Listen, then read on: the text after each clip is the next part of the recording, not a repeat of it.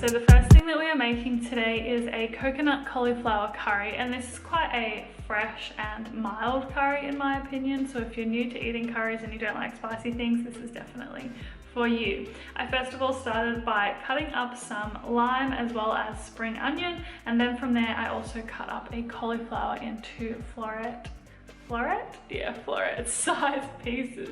Then in a saucepan I started with some olive oil, and then I added in the spring onion that I had cut up as well as some garlic, because we know I love garlic in pretty much everything. I cooked that over a medium to high heat until the onion and the garlic were quite brown, and then I added in coconut cream as well as tinned tomatoes. With the tinned tomatoes, you really want to like mash them up with your hands so that they are not like big chunks when you put them in, if that makes sense. Anyway, from there I added in some lime juice, and then I added in the cauliflower that I had previously cut up, as well as some curry powder and some salt, and you could also add pepper if you would like to.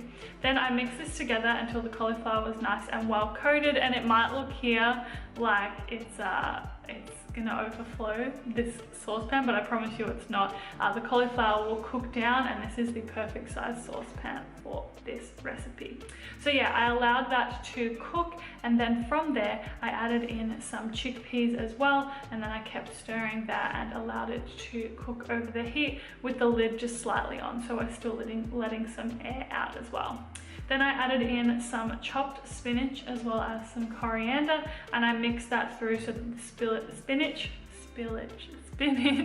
became nice and wilted, and this is the exact texture that we are looking for. Then in my rice cooker, I cooked some rice. You could obviously cook rice over the stove if you would like to, and you can choose whichever rice that you would like, or maybe you want to not serve it with rice. Whatever suits you, but I personally enjoy serving this dish with rice. Then in a pie dish, which is something that I use for a lot more than eating pies, I served my rice as well as some of the cauliflower and chickpea curry. And then from there I also added on some coconut yogurt. I love coconut yogurt with savory food, especially with curry. So I topped this with some coconut yogurt as well as some fresh spring onions and fresh coriander.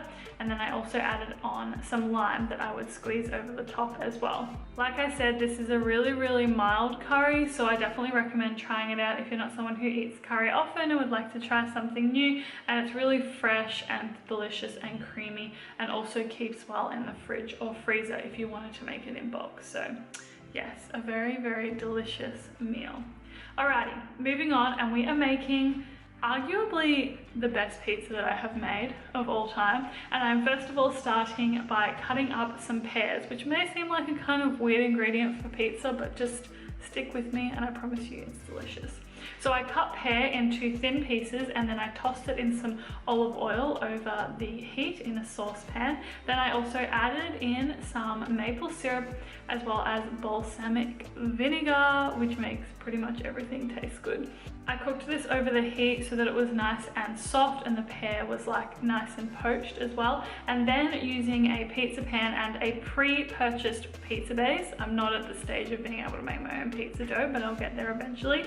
I first of all put on some tomato paste, and then from there I added on the balsamic pears that I had poached. And yeah, this is a really sweet and delicious pizza. It's like my favorite thing of all time. My housemate was kind of skeptical about me making this, and then she agreed it was the best pizza of all time, so you're welcome. Whilst the pizza was in the oven, I then chopped up some walnuts into small pieces, making sure they're nice and fine. And then once the pizza was all done, I pulled it out of the oven, and you can see it's looking nice and golden, that crispy pizza base. And then I added on some fresh rocket, followed by the walnuts that I had chopped up previously. And then from there, I also decided to add on some vegan feta. This is kind of optional if you want to invest in making your own vegan feta or purchasing some. So yeah, I definitely recommend adding feta if you're after something like that. It is super delicious. And then from there, I also added on a drizzle of balsamic and maple. And yeah, this was a really amazing, hearty, but also really fresh meal for winter. It's a little bit salty, a little bit sweet, and is something that is definitely unique and sure to impress someone if you would like to cook for someone. Okay, moving on, and we're starting with some potatoes because we are making a vegan shepherd's pie. So I am chopping some potatoes into cube-sized pieces, and then in a saucepan over the heat, I'm adding in a whole bunch of water, and then once it is boiling, I added in my potatoes and then put the heat down so that it just was simmering. So yeah, I cooked these potatoes for quite a while. All of the cooking instructions are down in the description box below if you do want to check that out. And then once they were all done, I put them into a bowl with some olive oil, as well as nutritional yeast, of course, a staple in my kitchen. Then I also added in some salt, as well as onion powder and garlic powder, also staples in my kitchen. Then using a potato masher, I mashed all of this together until it was really nice and smooth and creamy. Then in a saucepan, I started with some olive oil, and then I added in some minced garlic as well as spring onions. Then from there, I allowed that to brown as we did in the cauliflower recipe. And then I added in 1 can of lentils and 1 can of red kidney beans, followed by some salt as well as tomato paste. And then I also added in some almond meal to thicken it, make sure it wasn't like too moist. Anyway, once that lentil mixture was all done, I got my pie dish. I use this so much in my kitchen, oh my goodness. And I put the lentil mixture down the bottom, and I topped it with the mashed potatoes. I smoothed that out, and then I also made some like nice little patterns on the top if you want to get a little bit creative. I then topped it with some sesame seeds, and I baked this in the oven. Baking instructions are in the description box for you below. So yeah, then I topped this with some fresh basil. This serves about 4 people depending on how hungry you are, and it also keeps well in the fridge if you do want to make it in advance. It's really hearty and really filling and delicious, and yeah, my housemate absolutely loved it as well. So yeah, alrighty, moving on to our last meal for this video, and these are some stuffed sweet potatoes.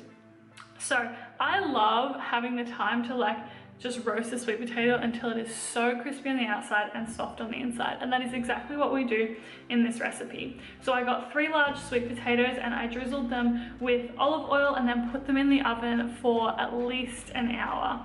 Then in a saucepan, I decided to cook some quinoa to make the stuffing of the stuffed sweet potatoes, and I cooked the quinoa according to the packet's instructions. And then once it was almost done, I added in a whole bunch of chopped kale. Then from there, I also added in sun-dried tomatoes and allowed some of the oil that came with those sun-dried tomatoes to go with it. And then I also added in some onion powder and some garlic powder, as well as some salt. That oil from the sun-dried tomatoes will really work its way through the quinoa and the kale and give it a lot of flavor, so I definitely recommend using some of it. Once the sweet potatoes were all done, I chopped them open, cut them down the middle, and then I served one. So I would recommend 1 sweet potato per serving. So this recipe serves 3. And then I stuffed it with some of the mixture, and then also optional, if you'd like to, you could add like a cashew cream drizzle, a tahini drizzle. You could add any kind of sauce on top that you like if you want to give it a little more moisture, but it definitely doesn't need it. I also topped it with some fresh parsley, but you could add any fresh herbs, and that was my really delicious stuffed sweet potato.